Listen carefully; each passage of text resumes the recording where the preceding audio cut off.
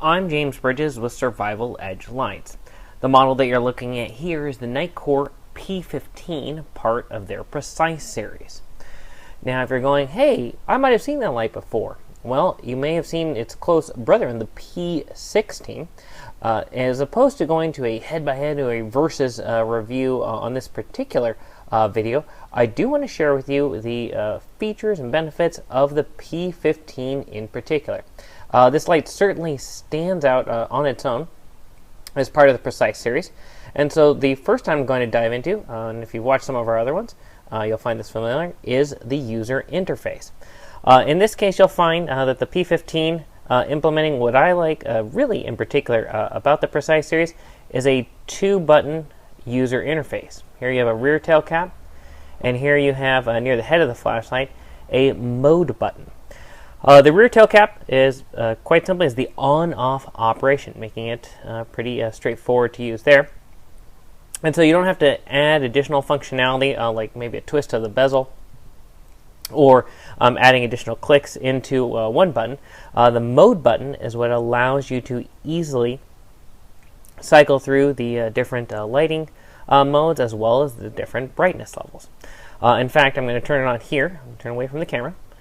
But you'll see here I'm on its lowest setting. In this case, this is 1 lumens. Now, here's why I really like the mode button. In particular, as this one I do find myself easy to carry around as I go on some evening walks at night. So I go to the next level, which is 35 lumens, just one click of the mode button. If I click it one more time, I'm on to the next highest, which is 150 lumens. And if I click one more time, it's going to go a little harder to see there. It's 430 lumens, which is its maximum level of output. And you can see I clicked it one more time just to be a little bit easy to see on camera. And now I'm back to the lowest setting. Very handy to use. The reason I do like the mode button up here is when I am walking with it, I find that my thumb sits very easily on that. If someone's coming by and if I was on the maximum of 430 lumens, then I can quickly hit it down so I'm not blinding them or inconveniencing them in their evening adventure. So very straightforward, easy to use user interface.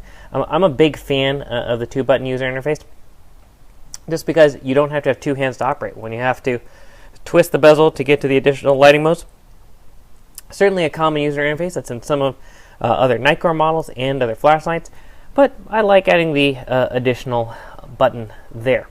Now, one of the items I am going to bring in here, there are 2 features, 2 patented features specific to the P15 that are normally only available actually on some of the higher end models in the Precise series or in other flashlights that are up level in price. One of them, I'm going to unscrew the flashlight here because I do like this. I think it's actually a particularly neat feature.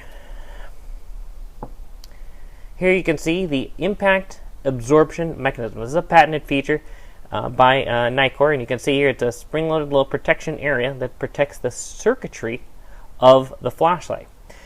Now, with the rating of how high the flashlight can be dropped, in this case it's at 1.5 meters. Even with that being the ANSI FL1 rating that this flashlight model received, it is nice to have this little bit extra level of protection. Again, common drop, maybe a little harder drop than you anticipate. This extra level of protection is nice to protect that circuitry there, so I like it. And since I do have it open, the P15, you can power it with either 2 CR123A batteries, or in this case I am using the 18650 size 2600 mAh batteries. Generally, Joe and I, we use the 2600 mAhs in the flashlights that we use and we test with, mainly because they tend to get the highest output ratings on any of the flashlights as we're looking through. When you look at the settings in the manual, and you'll find out that, hey, look, the 2600, the 18650 size is traditionally the highest one. So I'm just going to put it back in here. Again, trying to keep it on camera and screw it together. Sometimes can be a little bit of a challenge. There we go. All right. putting it back together. I could also loosen it at the tail cap switch as well.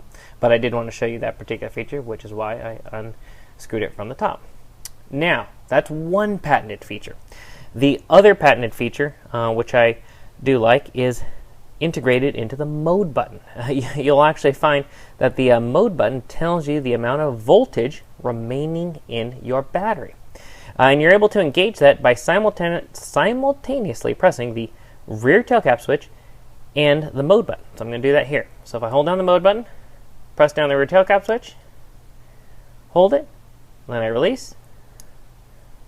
1, 2, 3. 1, 2, 3, 4, 5, 6, 7. In that case, it's saying it has 3.7 volts of power remaining on the battery. And then here it turned on to its lowest output level, which is the last lighting level that it was at. Extremely handy. I think it's a wonderful feature to have. Then you don't have to worry about dumping it in a charger. You can check what the battery power level is. It does have additional functionality besides that. If you didn't want to just rely on that, the power indicator will blink once every 2 seconds when the power level reaches 50%, and when it's really low on power, it'll actually blink rapidly when levels are low. So this mode button has quite a bit of additional functionality to it. I think it's a nice feature. There are some people who are rather critical, thinking it's kind of gimmicky. I think, hey, it's an excellent bonus to have as part of the flashlight, so you don't have to worry about always taking out the batteries and understanding what power is remaining. So quite a neat feature. The other additional items that the mode button controls, as I mentioned, besides cycling through the brightness levels, it also enables you to cycle through the different lighting modes. So in this case, you actually have modes of strobe, location beacon, and SOS mode. The way that you access those is when the light is on, all you have to do is press and hold this switch to activate one of the lighting modes. In this case, I'm going to hold it, and then you can see there, we can activate the strobe mode.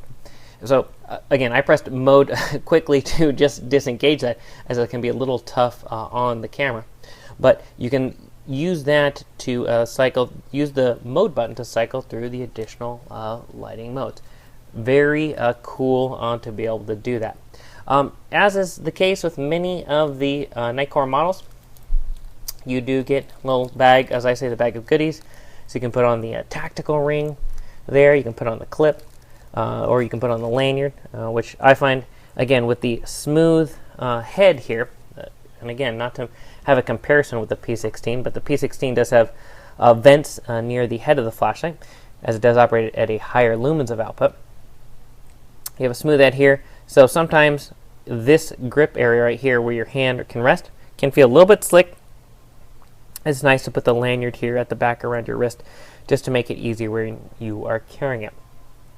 It also does come with an included holster. It's certainly nice to have around the campsite to make it easy. But the P15 has quite a bit to offer with 2 patented features, with the absorption impact mechanism, the integrated battery power indicator into the mode button, and again, the 2-button user interface. The Nitecore P15 certainly stands on its own as part of the Precise series. Continue to read on, find out more, and see if the Nitecore P15 is right for your next adventure.